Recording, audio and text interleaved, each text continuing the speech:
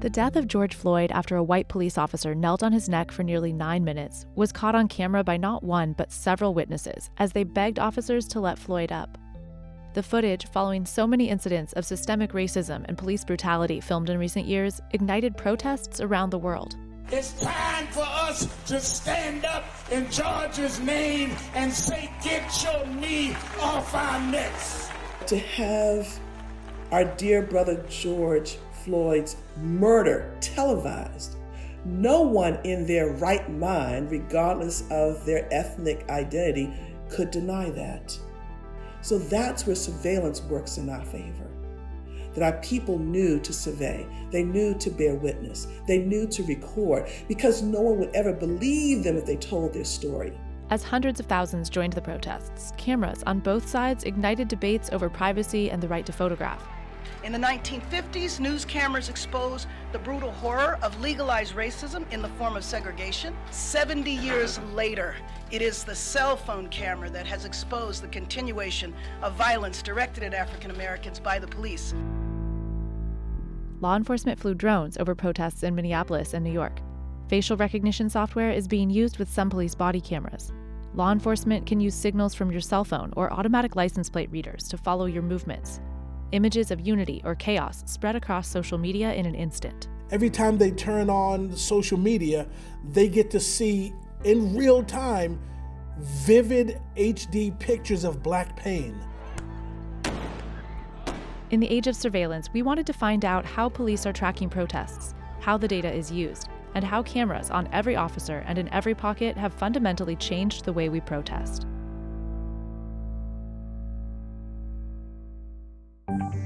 Police surveillance of the Black community is not new. From 18th century ordinances that required slaves in New York to carry lanterns after dark, to the FBI wiretapping of Dr. Martin Luther King Jr., to stop and frisk policies that disproportionately target people of color. We have lived a certain level of surveillance since we landed on these shores. When they're walking around waiting for you to do something wrong, a reason to jump in.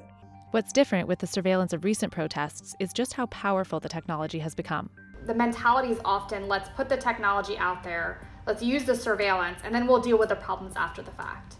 And so often, the problems after the fact have been substantial, and they've been problems that have been borne disproportionately by communities of color.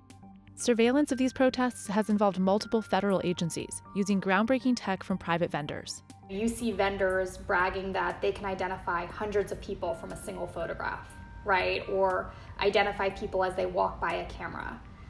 There's also things like drone technology and the integration of drone technology with face recognition. 4 days after George Floyd was killed in Minneapolis, Customs and Border Protection flew an unarmed Predator drone over protesters there. DEA, CBP, and ICE do not have a role in this, and they should not be using their surveillance technologies and militarized equipment to combat protesters. This increased presence of these officers is something that, not only chills individuals' right to protest and makes them more afraid, but is just not contributing to an overall feel of safety in the community.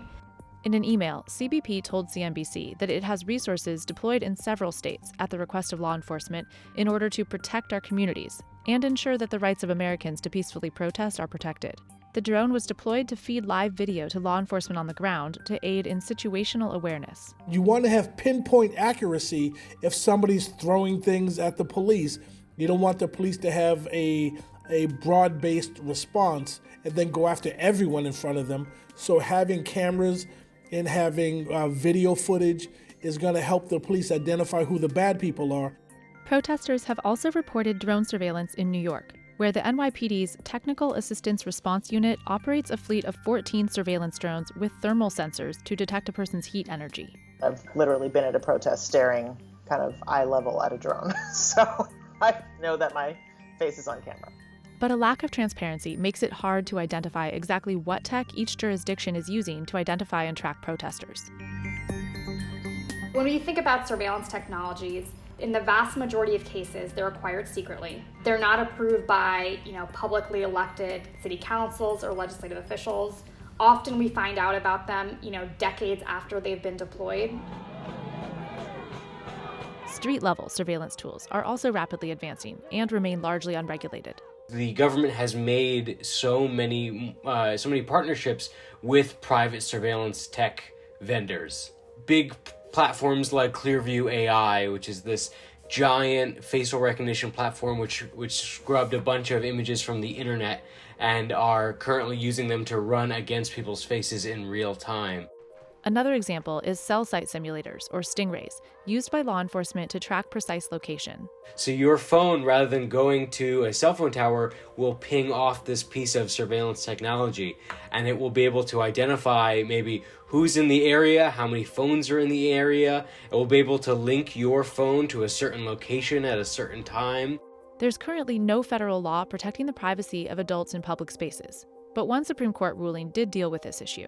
Carpenter v. USA, which just came out in 2018, said that kind of aggregate tracking of people's location through cell phone data constitutes a violation of privacy.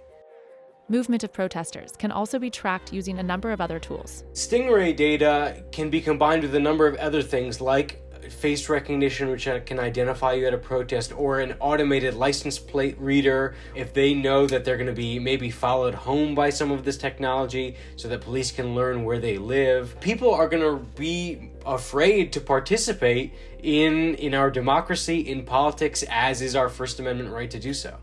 The EFF has a tip sheet for how to spot street-level surveillance tech like this, and others, including tattoo and iris recognition software and acoustic gunshot detection systems, which record the sound and location of a shot and alert law enforcement. Surveillance, very often, it doesn't leave a very visible paper trail for us on the outside.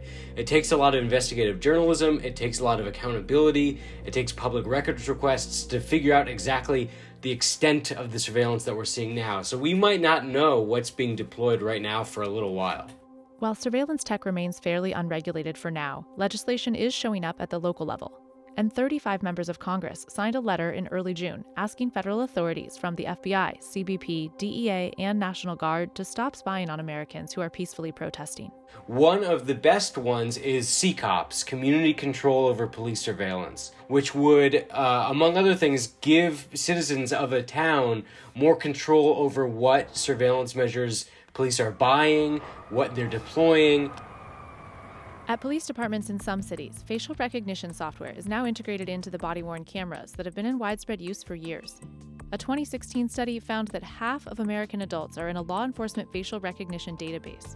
So far, a handful of cities have banned the use of facial recognition software, and statewide bans of its use with body-worn cameras are in place in Oregon, New Hampshire, and most recently, California.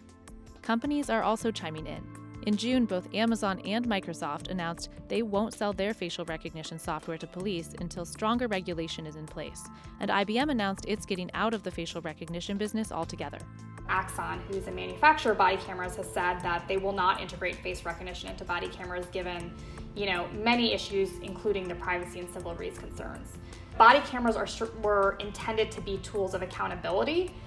To turn them into surveillance cameras now targeted at the very communities they were intended to protect is certainly not how they're supposed to be used, not how they should be used, and not how they should be permitted to be used. We want to make sure that all our troopers are equipped with body-worn cameras. And one of the primary reasons is to ensure the safety of not only our troopers, but the community at large. We want to ensure that there's accountability on our end, and what we are reporting is the most accurate information.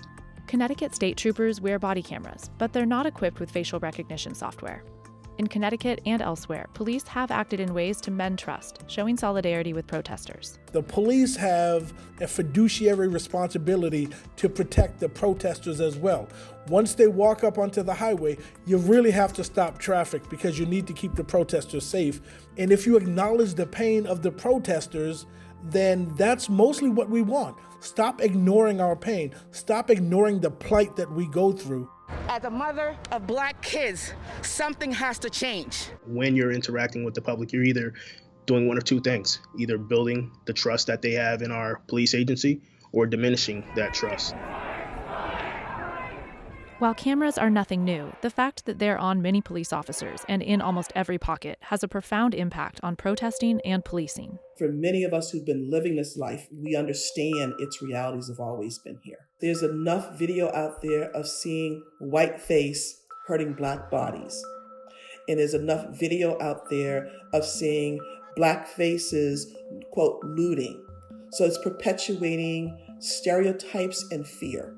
Still, the ability to record from almost any cell phone has shifted the power dynamics. There is power because we have been disempowered in so many ways. Our ability to pick up and record for ourselves, and it's being validated by others around the world of African ancestry who are having the exact same similar experiences.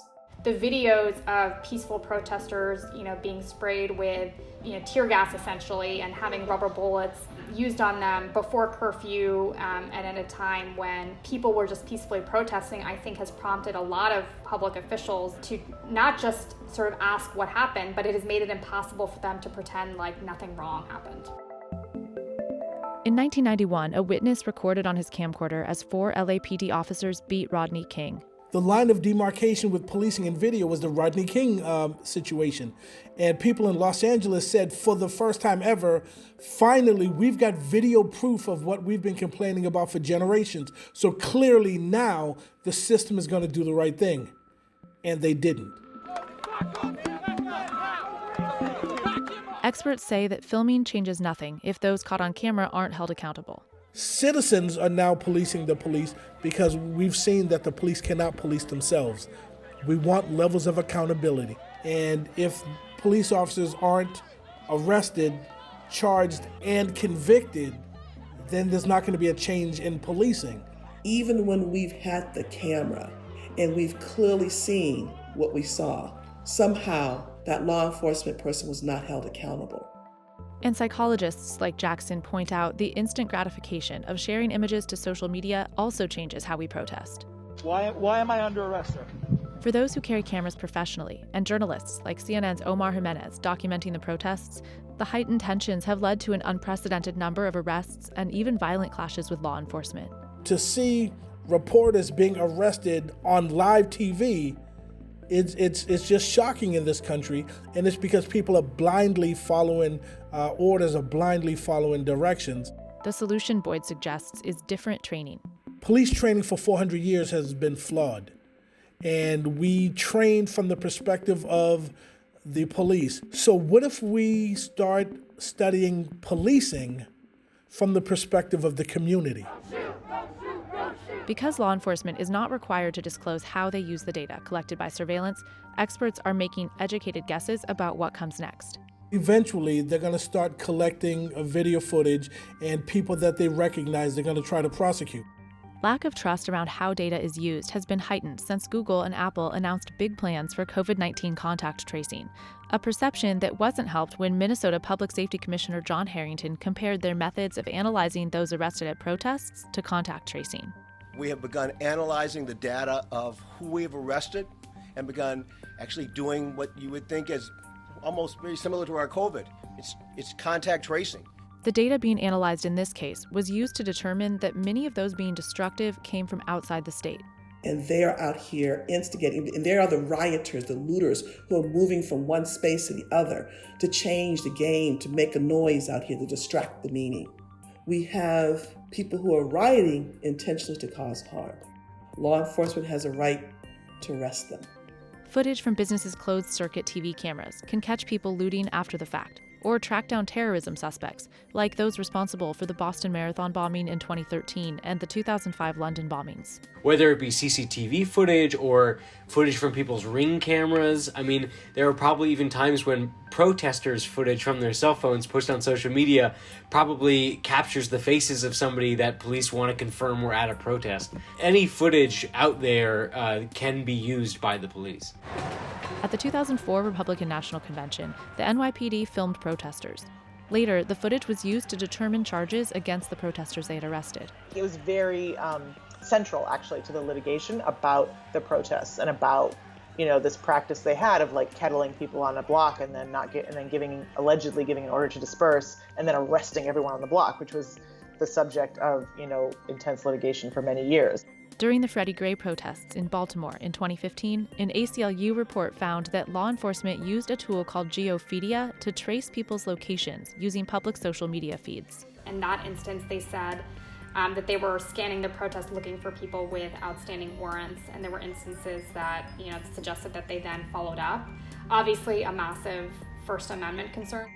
Another criticism of surveillance is the way it's used against undocumented protesters, particularly when federal authorities like immigration and customs enforcement are involved. ICE has targeted people who they know to be protesters, particularly given the current administration is tweeting things like, threatening to shoot people who are protesting. I think that it's definitely clear that they're going to use every weapon at their disposal, certainly including ICE. Questions around surveillance have led to organizations like the ACLU putting out tips on how to protect your privacy while protesting. Make sure you've encrypted your device. Make sure that your device has a strong password. I think that what we have to push towards is a world where people can feel free to go to protests and express themselves without worrying that they're going to be targeted by surveillance.